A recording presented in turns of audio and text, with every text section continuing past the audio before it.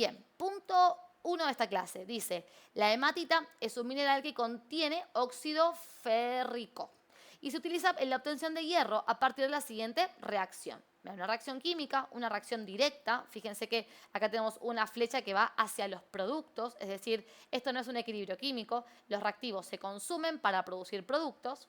Y dice, se hacen reaccionar 2,50 kilogramos del mineral hematita con carbono en exceso y se obtienen 1.250 gramos de hierro con un rendimiento del 75%. La pregunta es la pureza de la hematita. ¿Qué significa pureza?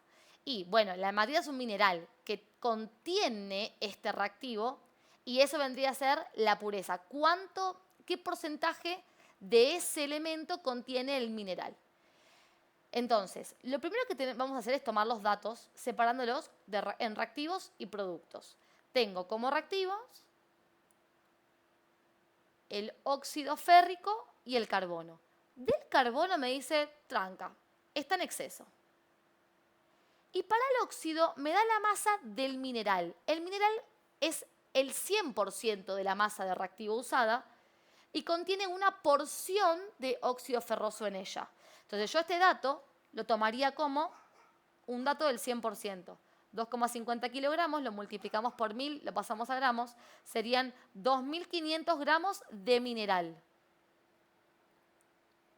Es el 100% mineral. Es el 100% de reactivo usado cuando me dicen la muestra, el mineral, la piedra.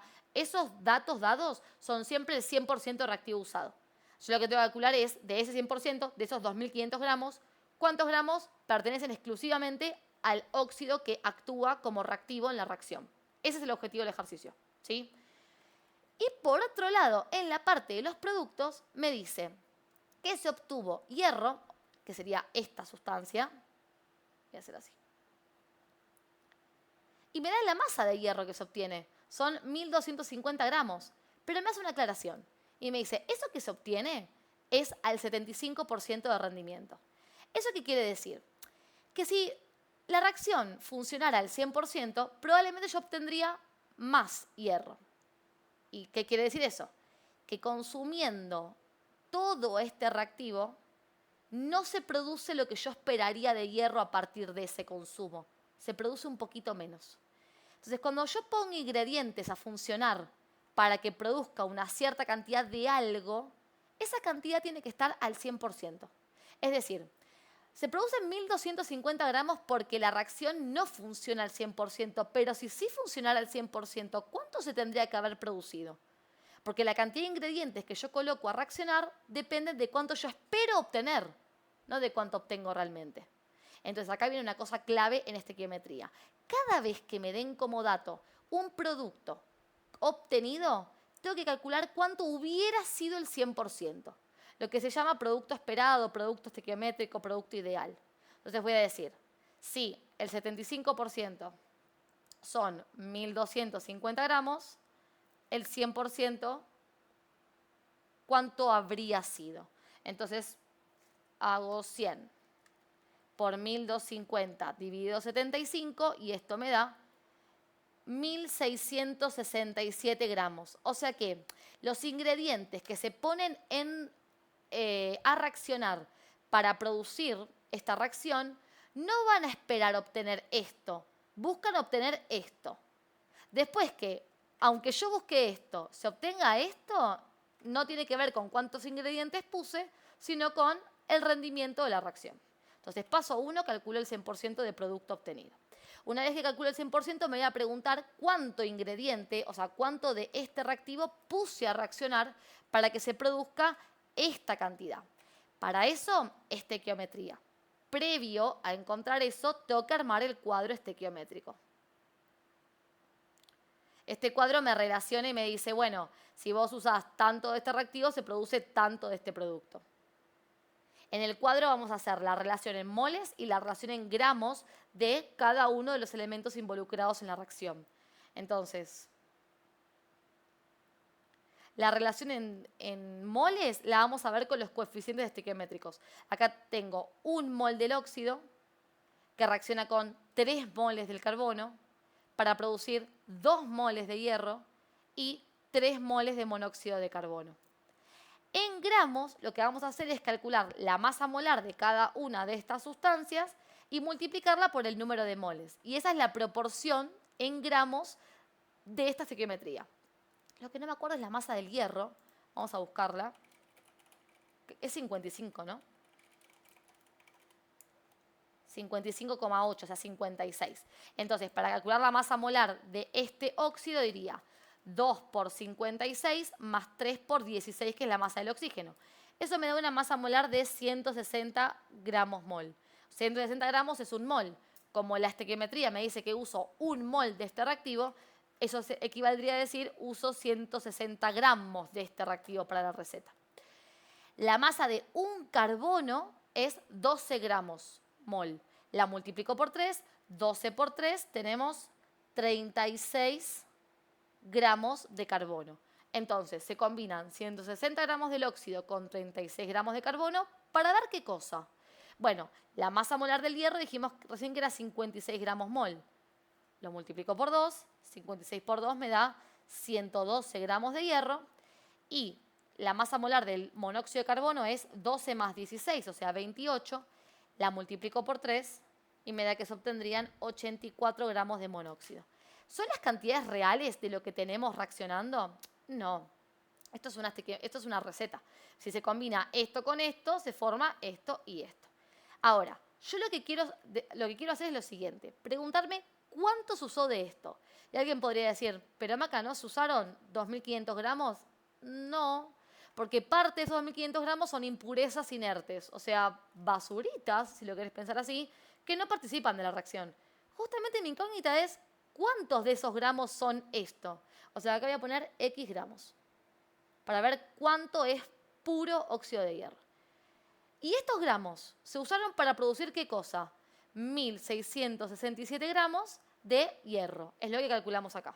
Entonces ahora, hablando como estructuradamente, siempre en la parte de datos van los datos dados, por supuesto, pero los productos al 100%, lo que yo esperaba obtener, y los reactivos puros. Es por eso que en la parte de productos no puedo poner el 1.250 gramos porque no es el 100% del producto esperado, y en la parte de reactivos no puedo poner el 2.500 gramos porque no es la parte pura del reactivo, ¿sí? Entonces, eso anótenselo como entre nosotros, ¿no?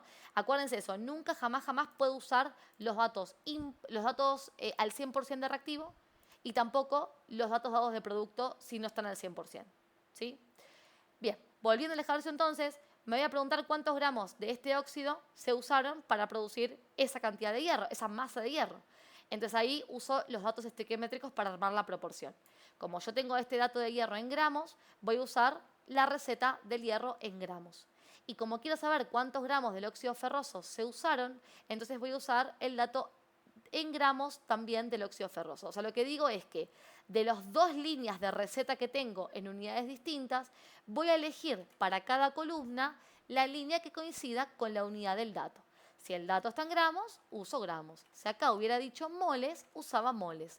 Aclaro esto porque muchas veces veo que llevan todo a moles y después lo vuelven a pasar a gramos. Y esos idas y venidas de pasaje no es tan mal, pero pueden generar errores. Entonces, me conviene más armar el cuadro estequiométrico y después seleccionar de cada una de las columnas la unidad que corresponde. Y ahí me queda armada la proporción. Porque digo, si 112 gramos de hierro se producen a partir de 160 gramos del óxido, o sea, si esto se produce a partir de esto, 1.667 gramos de hierro, ¿a partir de cuánto óxido se produce? Y ahí hago la regla de 3. Hago 1.667 por 160 dividido 112. Y eso me da que se usaron 2.381 gramos del óxido férrico. Ajá, ok. ¿Ven? Yo tenía 2.500 gramos de mineral, pero en realidad la parte pura de ese mineral usado es el óxido férrico y específicamente esta cantidad. Entonces ahora la pregunta es, si 2.500 gramos es el 100%, ¿este número qué porcentaje representa? Hacemos regla de 3 otra vez. Digo, bueno, 2.500 gramos es el 100% de reactivo que tengo, los 2.381 gramos, que son los que realmente reaccionaron, porque lo que resta entre esto y esto es las basuritas, esa que les comentaba, ¿qué porcentaje representa? Hago 2.381 por 100, dividido 2.500 y esto me da 95,2%. O sea, de ese mineral, el 95,2% es el óxido puro. Bien, leamos este ejercicio. Dice, en un recipiente se mezclan 87 gramos de una muestra de carbonato de calcio, 81% de pureza. ¿Ven? Muestra. Esto es el 100%. Dentro de ese 100%, 81% es puro carbonato de calcio, puro reactivo de mi estequiometría. Con 0,900 decímetro cúbico, que recordemos que es litro, de una solución de ácido clorhídrico 2,35 molar. O sea, me están dando la cantidad de este reactivo que tengo para reaccionar y la cantidad de este también que tengo para reaccionar. Es como que yo les diga, en una receta de cocina voy a mezclar fideos y agua. Pero claro, capaz que agua tengo un montón y fideos tengo lo que quiero cocinar para mi plato y no tengo más. Entonces, es la cantidad de fideos la que me va a decir cuánta agua voy a usar y parte del agua la voy a guardar. Con esto quiero decir, tengo que ver cuál es el reactivo limitante porque él es el que me dice cuánto del otro reactivo se va a usar, cuánto producto se va a obtener. O sea, quiero ver qué reactivo de estos dos dados se consume por completo. Así que cuando tengo datos de dos reactivos, sí o sí va a haber que hacer cálculo del reactivo limitante. Más allá de lo pedido, más allá, no importa qué te pidan. La ecuación que representa la reacción es, te dan acá toda la ecuación química y dice, el volumen del gas obtenido en CNPT es 11,7 litros. CNPT, condiciones normales de presión y temperatura, quiere decir que el gas se obtuvo a una presión de 1 atmósfera y temperatura de 273 Kelvin. Para esos datos de presión y temperatura me dan el volumen que se obtuvo del gas, siendo el gas este de acá, ¿no? Miren siempre los estados de agregación para reconocer sobre qué están hablando. Y con estos datos me dice, calculame el rendimiento. Vamos con el A primero. Entonces, comencemos de la misma forma que comenzamos en el punto anterior. Vamos a separar reactivos de productos. Datos, ¿no? De reactivo y de producto. A ver, para el reactivo. El primer reactivo, carbonato de calcio. Me dice que tenemos una muestra de 87 gramos. Pero dentro de esos 87 gramos, que como es una muestra es el 100%, 81% es puro. Entonces yo tengo que sacar cuánto es puro. Y voy a decir, si el 100% son 87 gramos, 81% ¿cuánto es? Y quiero hacer un disclaimer acá, me voy a poner un puntito porque voy a ver si lo dejo no en el video esto. Puede ser que tu docente te haya dicho, porcentaje en regla de 3 no uses. Todo en masa o todo en moles. Piensen que el porcentaje lo que me hace es llevar a base 100 las cantidades. O sea, esto significa, si la muestra de carbonato de calcio fuera de 100 gramos, 81 gramos serían este reactivo. Entonces también pueden hacer esto. En vez de poner porcentaje, poner gramos. ¿Sí? Y el ejercicio se resuelve igual y llegamos a las mismas conclusiones. Esto es por si les dijeron algo respecto al porcentaje, como no usen porcentaje en regla de 3. Bueno, pongo gramos, porque esta relación es en masa. O sea, son 100 gramos de muestra total donde tiene 81 gramos de carbonato de calcio puro. ¿Sí? Vuelvo. Entonces hago 81 por 87 dividido 100 y esto me da 70,5 gramos. O sea que me olvido del 87 por completo. Lo que yo voy a usar es la parte pura de esa muestra, o sea, 70,5 gramos. Listo, dato del primer reactivo. Esto es algo que en el punto anterior no pude hacer, porque yo el porcentaje de pureza no lo tenía. Entonces, el dato del ejercicio anterior no lo pude ubicar en el cuadro, porque no era la masa pura de reactivo, no era lo que realmente reaccionaba. En cambio, este dato sí lo puedo ubicar en el cuadro, porque esto es lo que sí o sí va a reaccionar. ¿Qué pasa? Me dieron otro reactivo, que es el ácido clorhídrico, y para él me dieron la concentración y el volumen de la solución que lo contiene. Se ve que el ácido clorhídrico está mezclado con agua. Como reactivo solito no lo meten, sino que está mezclado en una solución, con lo cual yo debería saber cuánto hay de reactivo, cuánto hay de este soluto en estos 0,900 litros que tengo de solución. Entonces copio los datos. Volumen, 0,900 litros. Y tengo la molaridad, que son 2,35 molar. Puedo usar lo que estoy leyendo ahí en el chat, que esto significa que hay 2,35 moles de el soluto cada un litro. Perfecto. Y hacer regla de 3 simple para saber cuántos moles hay en 0,900 litros. O directamente plantear que mol es igual a molaridad por volumen en litros. Y con eso calculo moles. Porque no olviden que molaridad es mol sobre litro. Entonces yo puedo reemplazar y decir, bueno, los moles serían 2,35 moles sobre litro por 0,900 litros. Litro con litro se me cancela y lo que obtengo son los moles disueltos en ese volumen real. Si hacen regla de 3 está espectacular también, ¿no? Olvídense, no hace falta que sepan fórmulas de memoria. Esto es 2,11 moles. O sea que ahora tengo la cantidad aislada de la solución. Yo sé que hay esa cantidad de ácido clorhídrico para reaccionar. Listo. Los reactivos ya están dados en gramos. En moles puros, como los quiero, hermoso. Vamos con el producto. Para el producto me dijeron que el gas, o sea, CO2, se obtiene en CNPT, o sea, presión 1 atmósfera y temperatura 273 Kelvin. Y para estas condiciones el volumen obtenido es de 11,7 litros. Chicos, ustedes en gases, soluciones, estequiometría, lo que sea, ven P, B y T como dato, automáticamente piensan usar P por B igual a N por R por T y despejar moles. ¿Sí? O sea, lo que quiero decir es que si a mí me dicen cuánto volumen de dióxido de carbono se obtuvo en estas condiciones, puedo despejar cuántos moles se obtuvieron entonces. Y como esta estequiometría se resuelve en moles o en gramos, porque es la forma en que yo puedo planificar la receta, siempre que me den concentración, voy a hacer esto.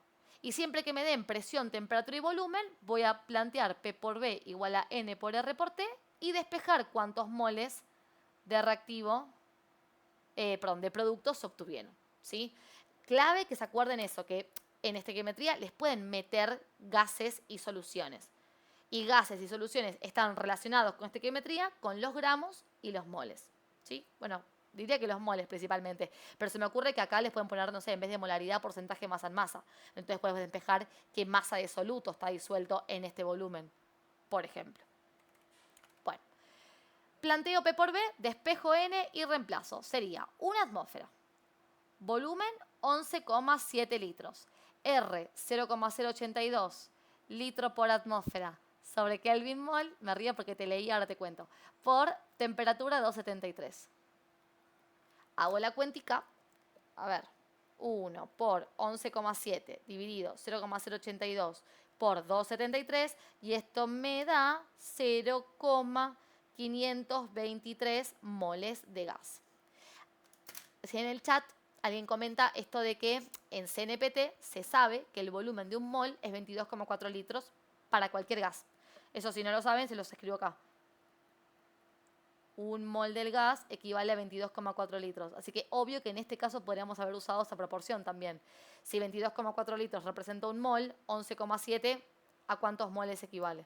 Y sería como otro camino para llegar a la misma respuesta. Lo que pasa es que me gusta explicarlo así para hacerlo más genérico, ¿no? Como que si esta presión no es una atmósfera y no, la temperatura no es esta, no estamos en CNPT y esta relación no se puede usar, ¿vieron?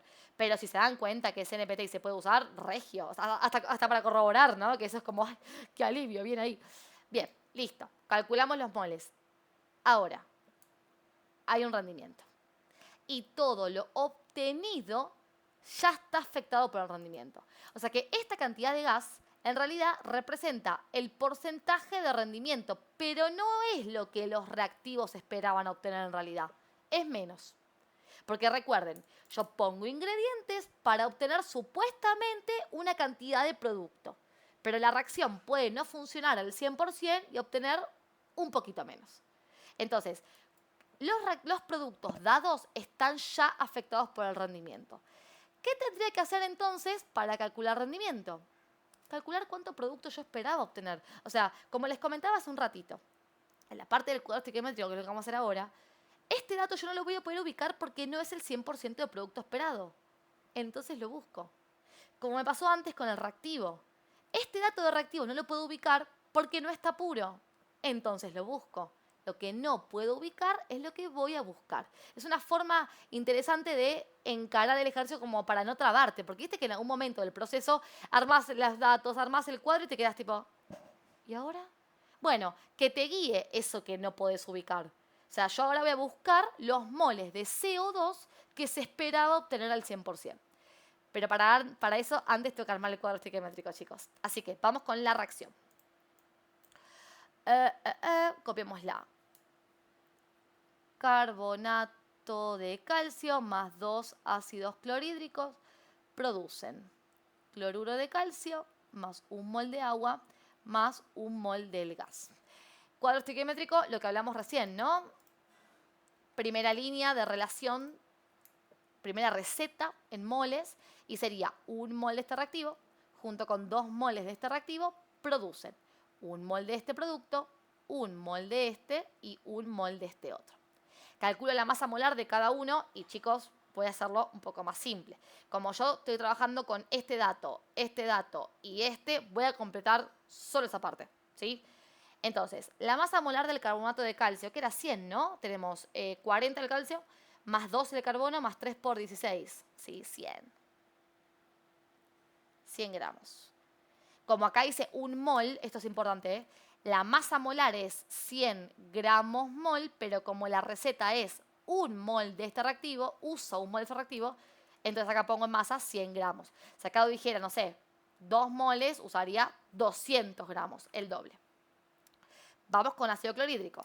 La masa del hidrógeno es 1. La masa del cloro 35,5. Eso me da 36,5.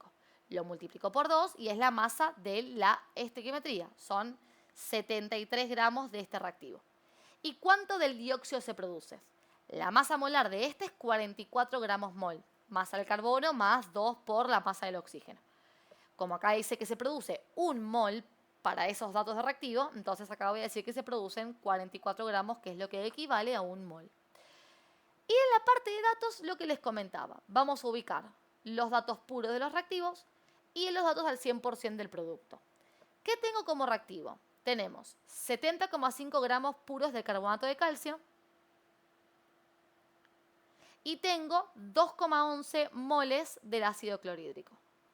Y como esto no lo puedo ubicar, lo voy a buscar. Voy a buscar moles del dióxido. Y acá viene la parte donde digo, ¿cuál de los dos reactivos es el limitante? O sea, ¿cuál de los dos reactivos se consume primero de modo que el otro se guarda? Esa es la búsqueda del reactivo limitante. El reactivo limitante es el que me va a decir cuánto producto se esperaba, porque el otro me va a dar más producto del que se podría producir. Y bajo esa premisa, a mí me gusta buscar el reactivo limitante de esta manera, que quizás difiere de la que aprendieron ustedes si no tienen mi curso. Los que tienen mi curso ya sabrán a qué me estoy refiriendo, pero hay otros caminos. A mí me gusta este porque es visual e intuitivo. ¿Qué voy a hacer? Voy a preguntarme cuánto producto produciría este reactivo si se consumiera por completo. Como acá tengo gramos, voy a usar la receta en gramos, y como acá quiero moles, voy a usar moles. Y voy a decir, por la parte de arriba, que es la receta, si 100 gramos del carbonato de calcio producen un mol del dióxido de carbono, entonces 70,5 gramos de esta sustancia, ¿cuántos moles de dióxido producirían? 70,5 por 1 dividido 100 me dice que producirían 0,705 moles del dióxido. Es decir, si se consumen todos los gramos de este reactivo, se producirían esta cantidad de producto. Y lo mismo hago con el otro reactivo. ¿Y este? ¿Qué pasa si este se consume por completo? ¿Cuánto de este producto produce? Lo mismo. Como acá tengo moles, voy a usar la receta de esa columna en moles y voy a obtener moles de dióxido que produce ese reactivo. Entonces, si armo la regla de 3 entre las burbujitas, si se quiere, diría, veo que 2 moles de ácido clorhídrico produce 1 mol del dióxido de carbono. Entonces, 2,11 moles del ácido. ¿Cuántos moles de dióxido de carbono producen? Fíjense que la regla de 3 está armada así, ¿no? Bien. Hago 2,11 por 1 dividido 2 y esto me da 1,05 moles. ¿Qué acabo de ver con estas operaciones? que cuando el carbonato de calcio produzca esta cantidad del dióxido de carbono, se consume por completo y ya más dióxido de carbono no se va a poder producir. Y aunque este reactivo quiera seguir produciendo porque su cantidad le permitiría producir hasta esta cantidad de dióxido de carbono, que como verán, esta cantidad es mayor que esta, como no tengo más del carbonato porque se terminó en el momento de que produje toda esta cantidad, esto no se va a poder producir nunca. O sea, aunque el ácido clorhídrico sea suficiente para producir esta cantidad de dióxido de carbono, la cantidad de carbonato de calcio puede producir hasta acá. Y dicho en palabras simples, el que produce menos producto es el reactivo limitante. Con lo cual, haciendo este método, no solamente descubro que el carbonato de calcio es el reactivo limitante y por ende el ácido clorhídrico está en exceso. ¿Qué quiere decir eso? Que esto no se va a poder producir jamás, sino que aparte yo sé con esto cuánto producto esperaba producir. O sea, el reactivo limitante se consume por completo y yo esperaba producir esta cantidad de dióxido de carbono. Ahora, ¿se produjo eso? No, se produjo un cachito menos. Esto que yo calculo es lo que esperaba producir, o sea, el 100% de producto esperado. Pero en realidad se produjo 0,523 moles de ese producto. ¿Qué porcentaje representa eso? Y ese es el rendimiento. Entonces ahora voy a decir, si 0,705 moles del dióxido representan el 100% de producto esperado, entonces 0,523 moles de este producto, ¿qué porcentaje representa? Porque es lo que realmente obtuve. Hago 0,523 por 100 dividido 0,705 y esto me da 74,2%. Y esto es el rendimiento de la reacción. O sea, yo hubiera esperado un poquito más, pero como se obtuvo menos, no, el rendimiento no es el 100%, es el 74,2%. Te leo, Marti, igual, para. Dice Marti, ¿no te puedes dar cuenta de antemano, ponele, cuál es, viendo que ponele, un mol serían 100 gramos y ahí tenés 75? Entonces sabes que tenés menos, que ese es menos y ese es el limitante. Viendo que en el otro, en la regla son 2 moles y en realidad vos tenés 2,11. Marti lo que dice es re interesante. A ver, el que se quiere enganchar de esta, tiene razón, Martu, lo pueden usar para corroborar. Es como que ella dice, 100 gramos es un mol, pero vos acá tenés menos que un mol. Y combinado con este mol, se usan 2 moles de ácido. Y acá tenés más que la cantidad que se usa con un mol. Entonces, este reactivo, utilizaría más de un mol de este otro para la reacción, si se consumiera por completo. O dicho al revés, si yo tengo menos de un mol de este, utilizaría menos de 2 moles de este. Y esa es otra forma de darte cuenta que este está en exceso. Porque esto es menos de 100, por ende, es menos de un mol. Y menos de un mol usaría menos de 2 de este producto. ¿Por qué digo producto? De este reactivo. Así que está bueno lo que plantea Martu, está buenísimo. Si alguien lo quiere masticar un poquito, me parece ideal. Martu, sí, a full. Eso significa, lo entendés perfecto. Muy bien. Muy bien. Bueno, ¿estamos todos bien? Sí, mi vida, lo resolvaste excelente.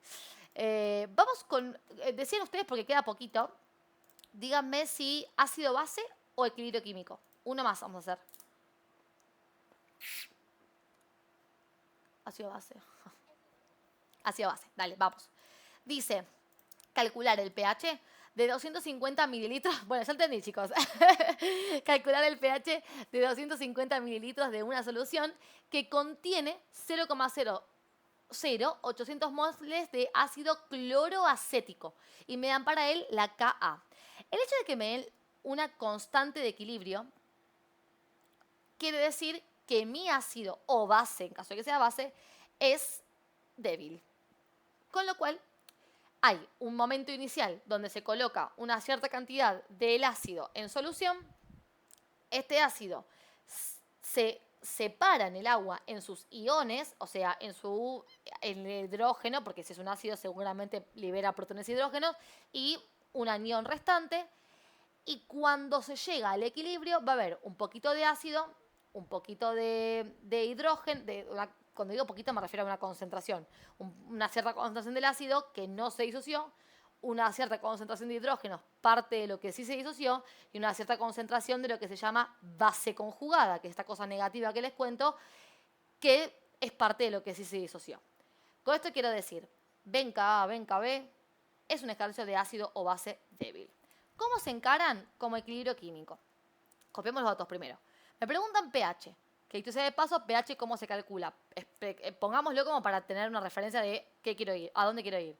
Es el menos logaritmo de la concentración de oxonios, que dependiendo las bibliografías, también lo pueden haber visto como el menos logaritmo de la concentración de protones y hidrógeno.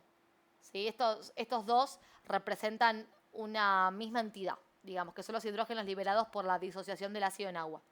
O sea que mi objetivo sería obtener la concentración de los hidrógenos del ácido para poder reemplazar esta fórmula, que es la misma que esta, y obtener pH. O sea, ese es el objetivo del ejercicio. Bien, entonces, datos. Me piden pH.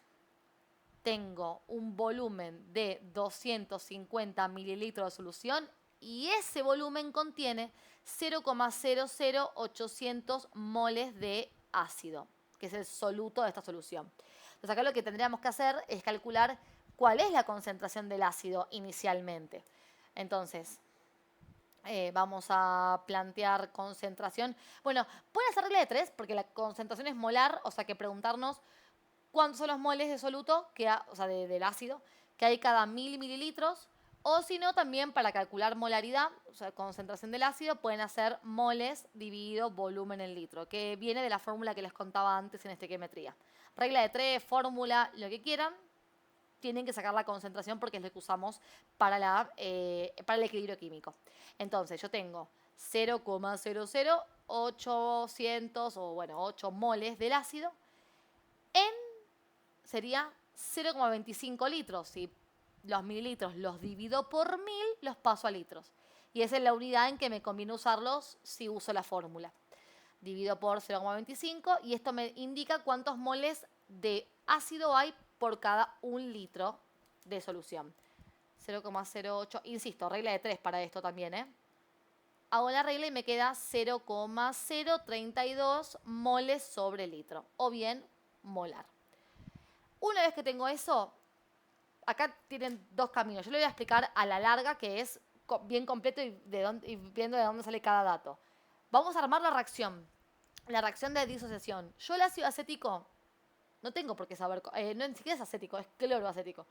No tengo ni por qué saber cómo es la molécula. No tengo por qué saber cómo es la estructura.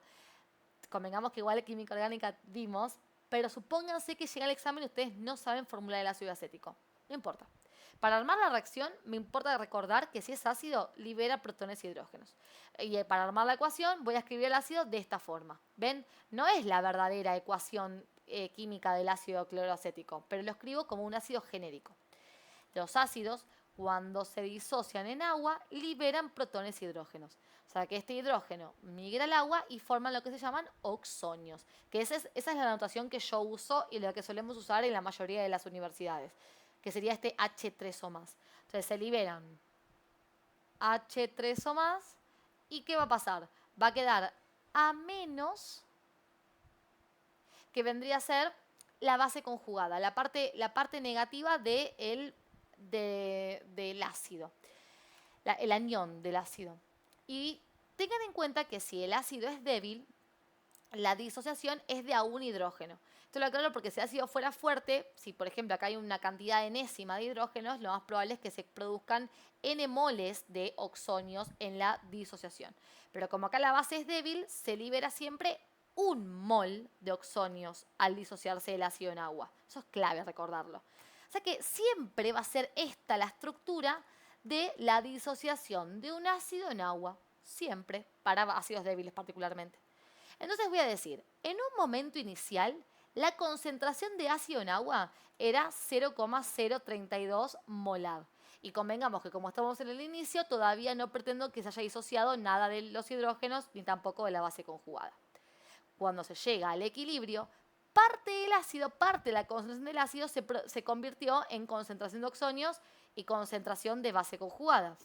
Esa cantidad que se produce de estos dos es lo que le resto a la concentración inicial del ácido. Entonces lo que tengo acá en ecuaciones es cómo quedan distribuidas las concentraciones de productos y reactivos en el equilibrio. Voy a leer un segundo. Ah, ok, CA es concentración. Y algo que acabo de leer en el chat que está mal notado es que como es un ácido débil, esto es un equilibrio químico, si no, no habría nada de reactivo una vez sucedido un poco de tiempo. Recuerden que la estequiometría, que es lo que veíamos antes, se produce el reactivo, se consume completo y se produce producto. En el equilibrio químico queda un poco de reactivo al mismo tiempo que queda un poco de producto. Este poco se calcula en unidad de concentración molar. Entonces, claro, fíjense que acá está mi objetivo. Esta X es la concentración de oxonios en el equilibrio. Y yo quiero eso porque así lo meto acá adentro y obtengo pH. O sea, mi objetivo es encontrar esa X. ¿Qué voy a usar? Equilibrio químico. ¿Y a qué me refiero con eso? La fórmula de la constante de equilibrio. Para el equilibrio químico sabemos que la constante de equilibrio, que en este caso sería constante de equilibrio del ácido, se calcula como la concentración de productos elevado a los coeficientes estequiométricos en la reacción de esos productos dividido la concentración de reactivos. Entonces, esto es para una KC cualquiera, ¿no? También elevado al coeficiente estequiométrico de los reactivos. Si le pongo K y esos coeficientes, chicos, este N, este K, me refiero a los numeritos que están adelante de reactivos o productos que se llaman coeficientes estequiométricos. Entonces, la K va a ser la concentración de oxonios por la concentración de la base conjugada dividido por la concentración del ácido. Todos datos de equilibrio. Y voy a reemplazar con las X. Digo, bueno, Ka, que el dato era 1,36 por 10 a la menos 4, es igual a la concentración de oxonios, que es X, no la sé, por la concentración del ácido conjugado, que siempre es la misma, porque la relación molar entre este y este es 1 a 1. O sea, se produce un mol de oxonios al mismo tiempo que se produce un mol de la base conjugada. Por eso la concentración de estos dos siempre va a ser la misma. Dividido 0,032 menos X, que es la concentración de equilibrio del ácido. Bueno, resulta que en esta parte podemos hacer como, bueno, una tapada de ojos. ¿A qué me refiero con esto? La X en general da bastante cerquita a la K. O sea, la X es aproximadamente el valor de la K. Da cerca de ese valor. Entonces, esto de acá, recordemos que esto es la concentración inicial del ácido. Si yo la concentración inicial del ácido le resto Ka y esto me da aproximadamente la concentración del ácido, quiere decir que a este número restarle X no le hace cosquillas. O sea, va a dar prácticamente lo mismo, 0,032. Y eso me permite que este denominador lo podamos economizar, escribirlo solamente como la concentración del ácido, para aproximación. Entonces, hagamos la resta. Voy a hacer 0,032 y le voy a restar 1,36 por 10 a la menos 4. Hago la prueba, a ver qué me da. 0,032 menos 1,36 por 10 a la menos 4 y me da, con tres cifras significativas, 0,03186. ¿Ven que prácticamente me da esto mismo? Porque si redondeo hasta acá, el 8 le suma 1 al 1 y me queda 0,032. ¿Qué estoy diciendo? Que esto prácticamente ni movió la aguja de este valor. Insisto, como X se acerca bastante a este número, entonces hacer 0,032 menos X o poner directamente 0,032, entonces da lo mismo. Y eso lo tenemos que hacer. O sea, ahora reescribimos esto, pero acá le sacamos la X. Eso es una aproximación, se llama. Entonces me queda 1,36 por, ahí se me va a cortar la clase, por 10 a la menos 4 igual a X al cuadrado dividido 0,032. Y ahí paso multiplicando esta concentración.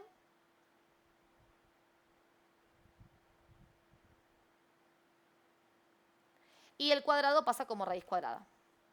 Así que la raíz cuadrada de este producto es X, la concentración de oxonios. Que me da 2,09 por 10 a la menos 3 y la unidad que no venimos poniendo porque en la fórmula de Ka y Kc, Kb no le ponemos unidades, la unidad es molar porque esto es una concentración. Y como X es la concentración en el equilibrio de los oxonios, ya tengo la concentración que estaba buscando para calcular pH. Entonces digo, bueno, pH va a ser el menos logaritmo de 2,09 por 10 a la menos 3 molar. Hago entonces menos logaritmo, 2,09 por 10 a la menos 3, y esto es 2,68 y no tiene unidad, así que ahí muere el ejercicio.